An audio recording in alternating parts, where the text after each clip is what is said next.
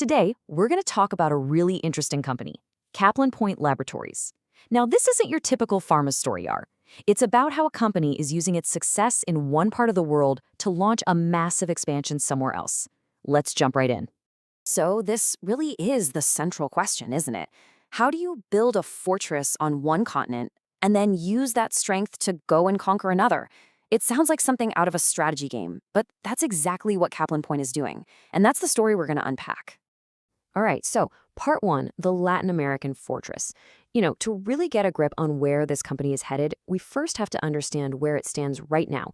And right now, Caplin Point has built this absolute fortress in Latin America. It's solid and it's making them a lot of money. Just look at these numbers. It's quite something, isn't it? A whopping 85% of their entire revenue comes from Latin America and Africa. Think about that. This isn't just their main business, it's the cash cow. It's the engine that's paying for everything else we're about to talk about. This is their fortress, plain and simple. And this quote from the chairman, C.C. Parthiban, really hits the nail on the head. It explains how they built that fortress. So while all the other big players were busy chasing the big government contracts, what did Caplin Point do? They went to the last mile. They went to the rural areas, the small towns, places nobody else thought were profitable. By serving the bottom of the pyramid, they built this incredible loyalty and a business model that is, frankly, very, very tough for anyone else to copy. Okay, so we've established the fortress. It's strong, it's secure. Now let's look at the next big chapter. Part 2, the American dream. This is the real growth story, their big, bold move into the US.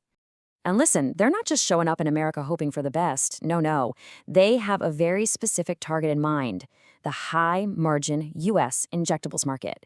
Now, this is a tricky space. It's complex, it's hard to get into, but the profits, much, much bigger than your standard tablets.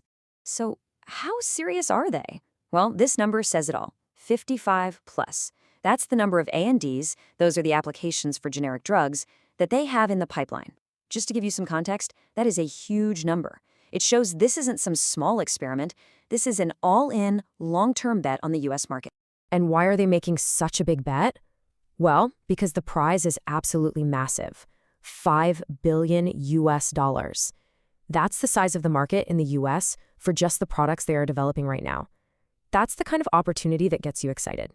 Okay, so the management isn't being shy about their goals. They have a clear target, $100 million US. That's the revenue they want from the US market in the next 4 to 5 years. It's a bold claim for sure, and one that would completely change the shape of this company. And look, this isn't just talk. They're actually doing it. They already have 42 approvals. Another 10 are with the FDA right now. They're getting big ones like linezolid and acetaminophen injection approved. And here's the kicker.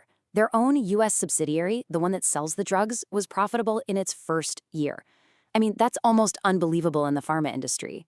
It's a huge sign that their strategy is not just a plan, it's working.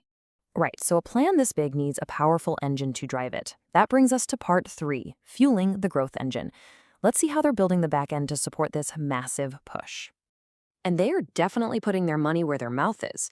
We're talking about a capex plan of 600 to 650 crore rupees. That's a huge investment. But you know what's even more impressive? They're paying for all of it from their own profits. No loans, zero debt. That just shows you how much cash that Latin American fortress is generating. So, a really smart part of their strategy is something called backward integration. Basically, it means they want to control their own supply chain. So step 1, they bought a plant to make their own raw materials, the APIs. Step 2, they're developing more than 50 of these APIs themselves. And what's the end goal? To make 70% of what they need for the US market in-house. This is huge. It means less depending on China, better quality control, and, of course, better margins.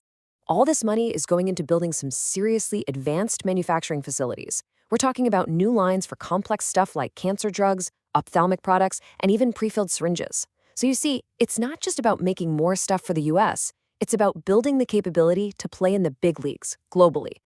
Okay, so we've seen the grand plan, and we've seen how they're building the factories to make it happen. Now for the big question, what does this all mean for the money? Part 4, the financials tell a story. Let's check out the numbers. All right, this table lays it out pretty clearly. Look at the revenue, going from around 1,400 something crores to almost 2,300 crores by FY26. That's a massive jump. But it's not just about sales. Look at the EBITDA and the EPS, the earnings per share. Both are growing really strongly. That tells you this is profitable growth, not just growth for the sake of it. And this chart, this really drives the point home for anyone looking at this as an investment. The EPS, what each share is earning, is expected to go from about 50 rupees to over 76 rupees. That's in just 3 years. It's a clear picture of the financial engine really kicking into high gear. Now, this quote from the management is, well, it's incredibly confident. Just listen to this. They're saying that their total sales from 2022 will be their profit in 2028. Let that sink in. Their entire revenue from a few years ago will become their bottom line profit. That's a stunningly ambitious goal, and it shows you just how much they believe in this plan. So the US is obviously the big story right now, but it's not the final chapter.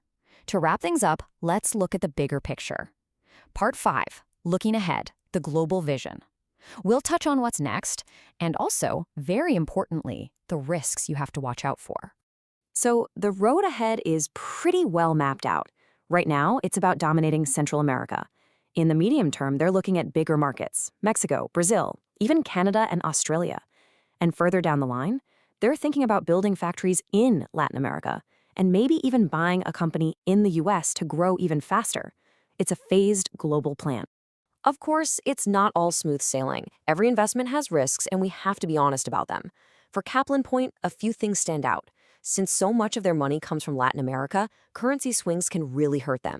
Any supply chain problems from China could be an issue. Delays in getting those new factories up and running is another one. And, just general political risks in the countries they operate in. These are all things you've got to keep an eye on. So let's bring it all together. They have their profitable fortress. They've got this high-powered US growth engine that's just starting to rev up. And they've got a roadmap for the rest of the world. So the real question you have to ask yourself is this. After all these years of building quietly, is the main story of Caplin Point just getting started? That's something for you to think about.